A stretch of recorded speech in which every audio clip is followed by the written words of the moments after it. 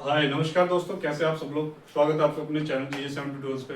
मैं मनीष, आपका टीचर, आपका दोस्त स्वागत करता हूँ आपके अपने चैनल पे। तो जैसे कि आप मेरे हाथ में देख रहे हैं बुक्स, हिंदी NIS का, क्लास 10th का। तो इसके लिए आज मैं इसका नया वीडियो लेके आया हूँ। चैप्टर 3 बहुत ही प्यारा चैप्टर है। चैप्टर का नाम है गिल्लू। ठीक है, तो आप लोग पूरा चैप्टर ध्यान से सुनिएगा कि आज हम जानते हैं कि गिल्लू क्या है, किस बेस पे कहानी है और इस चैप्टर से हम क्या सीखने वाले हैं। तो चलिए ज़्यादा टाइम ना लेते हुए चैप्टर स्टार्ट करते हैं। गिल्लू, जैसे नाम वैसा ही करेक्टर। ये लेखिका महादेवी वर्मा जी की कहानी है जो इन्होंने बहुत प्यार से लिखी थी। महादेवी वर्मा जी बहुत एजुकेटेड थी हमारी, और उनको पशुओं से बहुत प्रेम था। उन्होंने पशुओं को, बहुत सारे पशुओं को पाला, उस पर बहुत सारी किताबें लिखी, जिसमें से सबसे फेमस उनका नीलकंठ भी था, जो आप लोग पढ़ चुके होंगे या देख चुके होंगे। तो चलिए आज गिल्लू के विषय में जानते हैं। तो ये बहुत प्यारी सी पौधा है जिसको सोनजुई कहते हैं। ठीक है, वहाँ से ये कहानी स्टार्ट होती है, जहाँ महादेवी वर्मा जी कहती हैं कि सोनजुई में आज पीली कली लगी है। इसे देखकर अनायास ही इस छोटे जीव का स्मरण हुआ है कि इस लता में सघन हरितिमा में छिपकर बैठता था और फिर मेरे निकट पहुंची कंधे पर कूदकर मुझे चौंका देता था। तो आप जानते हैं कि गिलहरी की आदत क्या है, कि गिलहरी हंसता खेलता रहता है, कूदता फांदता एक प्यारा सा जानवर है। ठीक है, तो इस चैप्टर में आपको जो जो पॉइंट जो आपको ध्यान करने वाली है, सबसे पहले आपकी लेखिका महादेवी वर्मा, फिर सोनजुही जो पौधा, उसके बाद लघु प्राण और कालकुसुंडी। ये 3 कैरेक्टर है जिसके बारे में मैं स्टेप बाय स्टेप आपको बताऊंगा। तो सबसे पहले जो कहानी स्टार्ट होती है, महादेवी वर्मा जी अपनी छत पे बैठी होती है और सोनचुई के पौधे को देख रही होती है। तो सोनचुई के पौधों में एक नया पत्ता निकलता है, जिसको देख के उन्हें एक ऐसे जीव की याद आती है जो उनके दिल के बहुत करीब था।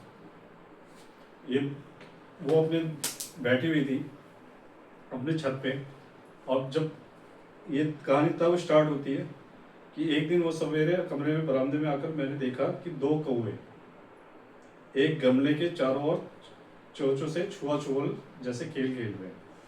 कि उन्होंने अपने घर के खिड़की से जब क्या देखा कि 2 कौवे एक पौधे के पास छुआ छुअल खेल रहे हैं, तब उन्हें ये नहीं पता था। तब ये काकभुसुंडी भी विचित्र पक्षी है। उन्होंने क्या बोला? काकभुसुंडी। तो काकभुसुंडी किसको बोलते हैं? कौवे को बोलते हैं। ठीक है, तो कौवे को उन्होंने एक बहुत अच्छी लाइन यहाँ पे भी लिखी, एक साथ समादृत, अनादृत, अति सम्मानित, अति अवमानित। ये इन्होंने ऐसा क्यों कहा? तो सबसे पहले ये समझा देता हूँ, समादृत और अनादृत। समादृत मतलब कि इनका कहने का मतलब ये था कि हमारे जितने भी पूर्वज हैं, जब पितृपक्ष का टाइम आता है, जब श्राद्ध का टाइम आता है, तो वही कौवे को हम बहुत पूजते हैं। ठीक है, क्योंकि वही हमारे पूर्वज बन के आते हैं। ये और किसी भी पक्षी में ये नहीं है, ये सिर्फ कौवे के अंदर है। उसके बाद, और ये अनादृत क्यों होते हैं? क्योंकि सब जानते हैं कि कौवे की काय काय से सबके कान में कर्कश सी आवाज़ आती है, जो कोई भी सुनना नहीं चाहता। सेम कलर कौवे की भी होती है, सेम कलर कोयल की भी। कोयल जहाँ एक मीठी आवाज़ देती है, वहीं पे एक कर्कश आवाज़ लेके आती है। तो जब महादेवी वर्मा जी अपनी छत पे बैठी हुई थी, जब देखा उन्होंने कि कौवे खेल रहे थे, तो उन्होंने इग्नोर किया कि शायद खेल रहे हैं। पर उन्होंने जब देखा कि चोंच एक ही जगह पड़ रही है सोनजुई के पौधे में, तो वह वहाँ पे जाके देखा, तो एक नन्हा सा जीव जिसको वो मारे जा रही थी, एक छोटा सा बच्चा। वो बच्चा किसका था? गिलहरी का। ठीक है, तो वो छोटे से बच्चे को उन्होंने बचाने के लिए कौवे को भगाया, और वो छोटे से बच्चे को लेके अपने साथ आई। तो उस छोटे से बच्चा कहाँ पे मिला था? सोनजुई के पौधे में। यहाँ पे आप लोग गलती क्या करते हैं कि आप लोग क्वेश्चन जैसे आता है कि इस पार्ट का नाम क्या था MCQ में, और आप लोग बहुत जल्दी लिख देते सोनजुई। तो इसका राइट आंसर सोनजुई नहीं, गिल्लू है। ठीक है, ये आपको ध्यान रखना है कि सोनजुई में वो मिला था, और गिल्लू चैप्टर का नाम है। ठीक है, अब कहानी में आगे बढ़ते हैं कि कैसे उन्होंने उसका उपचार किया। ठीक है, सबने कौवे की चोंच, जब वो उसको नीचे लेके आई तो उनके घर वालों का उनका रिएक्शन क्या था, कि आप लोग अपने किताब में भी देख सकते हैं कि सबने कहा कौवे के चोंच का घाव लगने के बाद यह बच नहीं सकता।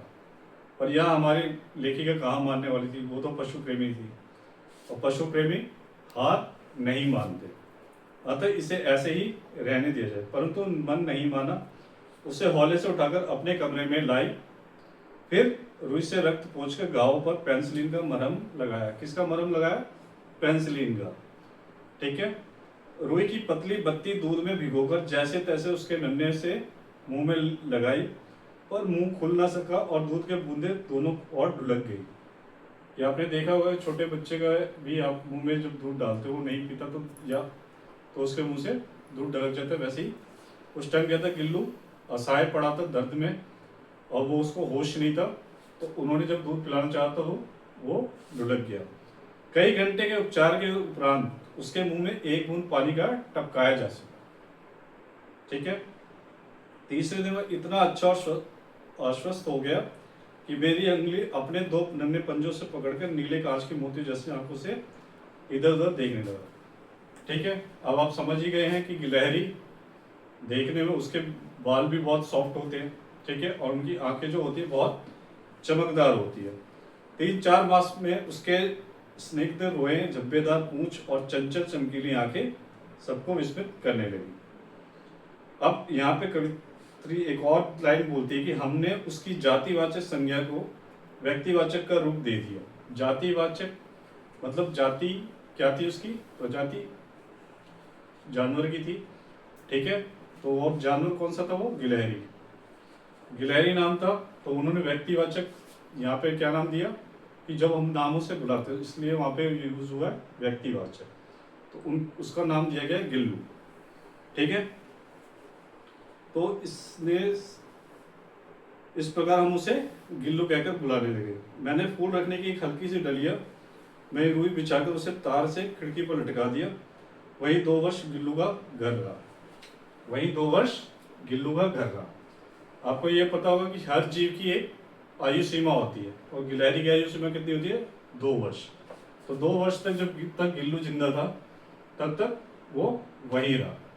अब कहानी को आगे थोड़ा बढ़ा, तो ऐसे ही क्या करता था कि महादेवी वर्मा धीरे धीरे वो घर में इधर उधर खेलने लग गया। ठीक है, वह स्वयं हिलाकर, जो इसमें वही 2 वर्ष गिल्लू का घर रहा, वह स्वयं हिलाकर अपने घर में झूलता और अपने कांच के मनकोसी आंखों से कमरे के भीतर और खिड़की से बाहर न जाने क्या देखता समझता रहता था। परंतु उसकी समझदारी और कार्यकलाप पर सबको आश्चर्य होता था, क्योंकि आपको पता होगा, आपने देखा होगा, जहाँ भी गिलहरी हो, गिलहरी बहुत इंटेलिजेंट होती है। वो एक जगह से दूसरी जगह दौड़ने में देर नहीं लगाती। लेखिका जब क्या करती थी, लिखने बैठती थी, तब उसने अपनी ओर आकर्षित करने के लिए वो किसी न किसी चीज़ की आवाज़ लगाता रहता था। ठीक है, और फिर क्या करता था, महादेव जी की सिर से लेकर पैर तक, पैर से लेकर सिर तक ऊपर नीचे करता रहता था, जब तक उनका ध्यान ना जाए। जब घर में छोटा बच्चा होता है वो भी ऐसी खेलकूद करता है तब तक जब तक बड़ों का उसके ऊपर ध्यान ना जाए। ठीक है, तो ऐसे ही जब तक महादेवी वर्मा जी उसको पकड़ने नहीं उठते थे तब तक वो यही सब खेलकूद करता रहता था। ठीक है, तब क्या करती थी, वो उसको पकड़ के एक लिफाफे में उसको डाल के उसको खड़ा कर देती थी, और ताकि वो अपना सारा काम कर सके, और वही लिफाफे में वो खड़ा खड़ा सब कुछ देखता रहता था कि महादेवी वर्मा जी क्या कर रही है। ठीक है, भूख लगने पे जैसे बच्चे आवाज़ करते हैं वैसे ही गिल्लू भी चिक चिक की आवाज़ निकालता था। तो उसके लिए काजू या बिस्कुट महादेवी वर्मा जी देती थी, काजू के और बिस्कुट के टुकड़े। तो उन्होंने ये नोटिस किया कि गिल्लू को खाने में काजू बहुत पसंद था। तो ये भी अब कई बार क्वेश्चन आता है, गिल्लू को खाने में क्या पसंद था? गिल्लू को खाने में सबसे ज़्यादा क्या पसंद है? काजू। ठीक है, अब वो आराम से उसको पकड़ के अपने लिफाफे में खड़े खड़े उसको आराम से खाता रहता था। फिर गिल्लू का जीवन का पहला बसंत आया। पहला बसंत मतलब साल को 1 साल पूरा होना। ठीक है, नीम चमेली की गंध मेरे कमरे में हौले हौले आने लगी। बाहर की गिलहरियां खिड़की की जाली के पास आकर छिक छिक करके न जाने क्या कहने लगी। कि जब उनके बाहर ऐसा होता है कि अगर एक आपने किसी जानवर को घर में पाला हुआ है तो बाहर के जानवर समझ जाते हैं और वो अपनी भाषा में बात करके उसे बुलाना चाहते हैं। ऐसे ही जब महादेवी वर्मा जी की खिड़की पे आके कई सारी गिलहरियाँ चिक चिक करने लगी तो महादेवी वर्मा जी को लगा कि चलो अब गिल्लू बड़ा हो गया, 1 साल का हो गया, स्वस्थ हो गया, तो इसको आज़ाद छोड़ देना चाहिए। तो उन्होंने अपनी खिड़की में से एक कोना निकाल के उसको आज़ाद छोड़ दिया। क्यों? क्योंकि वो उसको डाली पे और खिड़की पे इसलिए रखती थी क्योंकि उनके घर में बहुत सारे पशु थे, कोई और उनको हार्म ना पहुंचा पाए, इसके लिए उसको उसको डाली पे रखा हुआ था ताकि उस तक कोई पहुंच ना पाए और उसको कोई नुकसान ना पहुंचा पाए। तो यहाँ पे क्या किया, महादेवी वर्मा जी ने खिड़की को एक कोना खोल दिया जिससे गिल्लू बाहर चला गया। तो उससे गिल्लू बाहर चला गया, उनको लगा कि चलो भाई गिल्लू अपने परिवार में मस्त बन गया। पर जैसे ही वो कॉलेज गई और कॉलेज से वापस आई तो उन्होंने देखा कि गिल्लू अपने आप ही अंदर आ गया और वापस अपनी जगह पर जाकर बैठ गया। ठीक है, और महादेवी वर्मा जी के आते ही सिर से पैर तक, पैर से सिर तक फिर दौड़ने लगा। इससे महादेवी वर्मा जी समझ गई कि ये जाता है खेल के और वो उसी समय पे आता था। जब जब महादेवी वर्मा जी कॉलेज के लिए जाती थी तो वो निकल जाता था और जैसे ही उनको आने का टाइम होता था तो वो आ जाता था। इसी के साथ क्या करता था, जब वो मेरे कमरे के से बाहर जाने पर वो खिड़की की खुली जाली की राह बाहर चला जाता था और दिन भर गिलहरियों का झुंड का नेता बना हर डाल पर उछलता कूदता रहता और ठीक 4 बजे वो खिड़की से भीतर आकर अपने झूले में झूलने लगता। मुझे चौंकाने की इच्छा उसमें न जाने कब और कैसे उत्पन्न हो गई, क्योंकि आप जानते हो कि घर में कोई है और उस बच्चा उसको चौंकाने के लिए जैसे बॉल खेलता रहता है, वैसे ही गिल्लू की भी हैबिट हो गई। कैसे करता, कभी पर्दे को चूर्ण में तो कभी सोनजई की पत्तियों में जाके छुप जाता। और मेरे पास बहुत सी पशु पक्षी है, उनका मुझसे लगाव भी कम नहीं है, परंतु उनमें से किसी और मेरे साथ मेरी थाली में खाने की हिम्मत हुई ऐसा मुझे स्मरण नहीं आता। तो लेखिका यहाँ कहना चाहती है कि जितने पशु उन पक्षी उन्होंने पाले हुए थे आज तक उनके साथ थाली में बैठ के कोई नहीं खाता था। यह बस गिल्लू ही इकलौता उनका फेवरेट जानवरों में से एक था जो उनके थाली में उनके साथ बैठ के ही खाता था। ठीक है, बड़ी कठिनाई से मैंने उसे थाली के पास बैठना सिखाया, जहाँ बैठकर वो मेरी थाली में एक एक चावल उठाकर बड़ी सफाई से खाता था। तो सोचिए एक जानवर होके वो कितना समझदार था। ठीक है, तो यहाँ लिखती है कि काजू उसका प्रिय खाद्य था और कई दिन काजू न मिलने पर वो अन्य खानों की चीज़ों को तो लेना बंद कर देता था। वो इतना शरारती हो गया था कि उसको सोचो काजू नहीं मिलता था तो वो दूसरा कुछ और खाने को राजी भी नहीं होता। ठीक है, उसी बीच क्या हुआ, महादेवी वर्मा जी का एक्सीडेंट हो गया।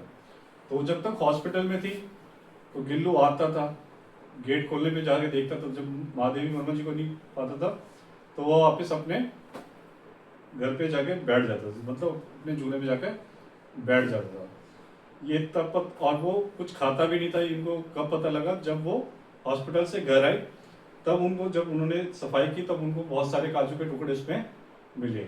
तब यहाँ पे क्वेश्चन आता है कि गुल्लू जब महादेवी वर्मा जी हॉस्पिटल में थे तो गुल्लू क्या करता था। तो गिल्लू का आंसर क्या होगा कि गिल्लू झूले में बैठा रहता था और वो जो खाने का दिया जाता था वो भी नहीं खाता था। ठीक है, जब वो घर आई और उनके अस्वस्थता में वो तकिए पर सिराने पर बैठकर अपने नन्हे अपने पंजों से उनके सिर के बालों को इतने हौले हौले सहलाता फिर रहता, फिर उसका हटना एक अपरिचारिका के हटने के समान लगता। कि गिल्लू इतना अच्छा हो गया था कि जब महादेवी वर्मा जी अपने घर में आराम कर रही होती थी, जो हॉस्पिटल से आने के बाद वो आराम कर रही थी, तब वो उनके बगल में ही जाके बैठा रहता, उनके सब में मालिश करता। अपरिचित मतलब ये होता है कि कोई आपके देखभाल कर रहा है और अचानक वहाँ से हट जाए, तो गिल्लू नहीं होता था तो उनको ऐसा ही फील होता था। और गर्मियों जब वो दोपहर में काम करती रहती तो गिल्लू ना बाहर जाता ना अपने झूले में बैठता। वो उनके मेरे निकट के साथ गर्मी से बचने का शर्त था, उसने नया उपाय भी खोज लिया था कि महादेवी वर्मा जी अपना काम करती रहती और उनके बगल में जो सुराही था गिल्लू जाके उस पर लेटा रहता। तो गिलहरियों का जीवन 2 वर्ष का होता है। ये वहाँ थोड़ी सी सैड स्टोरी है पर सुनने में थोड़ा सा अच्छा भी लगता है और थोड़ी सी दिल भी उदास हो जाता है, क्योंकि यार जब आप किसी कहानी को सुनते हैं या समझते हैं तो उससे आप दिली रूप से जुड़ जाते हैं। ठीक है, तो गिलहरी के जीवन की अवधि 2 वर्ष से अधिक नहीं होती, अतः गिल्लू की जीवन यात्रा का अंत आ ही गया। 2 साल उसके पूरे हो गए। दिन भर उसने ना कुछ खाया और ना बाहर गया। रात में अंत की यातना में भी वह मेरी उंगली पकड़कर हाथ से चिपका रहा। ठीक है, जब उसका एंड टाइम आया तब भी वो महादेवी वर्मा जी की उंगली पकड़ के चिपका रहा था, जिसे उसने अपने बचपन की मरणास्थान स्थिति में पकड़ा था। पंजे इतने ठंडे हो रहे थे कि मैंने जाकर हीटर जलाया और उसे उष्णता देने का प्रयत्न किया, परंतु प्रभात की प्रथम किरण के स्पर्श के साथ ही वह किसी और जीवन के जागने के लिए सो गए। ठीक है, तो उसका झूला उतार कर रख दिया गया और खिड़की की जाली बंद कर दी गई, परंतु गिलहरियों की नई पीढ़ी जाली के उस पार फिर चिकचिक करती रही और सोनजुई का बसंत आता ही रहा। तो सोनजुई की लता के नीचे गिल्लू की समाधि दी गई, इसलिए भी कि उसे वह लता सबसे अधिक प्रिय थी, इसलिए भी उसे लघुघात किसी बसंती दिन जूही के पिता छोटे फूल में खिल जाने का विश्वास मुझे संतोष देता है। तो इसी के साथ गिल्लू की कहानी भी यहाँ समाप्त होती है। उम्मीद है आपको पसंद आया होगा। और यहाँ पे मैं एक और छोटी सी बात कहना चाहूँगा दोस्तों, कि कई बच्चों को होती है कि भाई आप कहानी सुनते हो या बुक कईयों के पास अवेलेबल नहीं हो पाती है, तो मेरी एक छोटी सी कोशिश रहेगी कि मैं बुक से देख के वीडियो बनाऊँ। ठीक है, ताकि आपको लाइव जिसके पास बुक नहीं है वो भी बच्चा आराम से पढ़ सके। और आपको एक चीज़ ध्यान रखने की वाली बात है कि आप लोगों के 100 नंबर के पेपर होते हैं, जिसमें 80 नंबर की थ्योरी होता है, 20 नंबर का टीएमए होता है। आप लोगों की बुक्स में टीएमए के चैप्टर्स अलग होते हैं और फाइनल के चैप्टर्स अलग होते हैं। तो इस पर मैं नेक्स्ट क्लास में आपको टीएमए के भी बारे में समझाऊंगा कि टीएमए कैसे होता है, टीएमए किस सब्जेक्ट में कितने चैप्टर आ रहे हैं, उसके मैं आपको लिस्ट भी बता दूंगा। उसके बाद आपको टीएमए की भी तैयारी कराऊंगा। तो आप लोग जिसका टीएमए की तैयारी करना चाहते हैं वो आराम से जुड़ सकते हैं।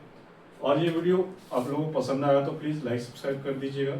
नेक्स्ट वीडियो में हम बहुत जल्दी मिलेंगे। ठीक है, और जो पहली बार आ रहे हैं तो वो लोग जरूर वीडियो देखिएगा और लोगों तक शेयर करिएगा और कमेंट के माध्यम से बताइएगा कि आपको वीडियो कैसे लगी। Thank you.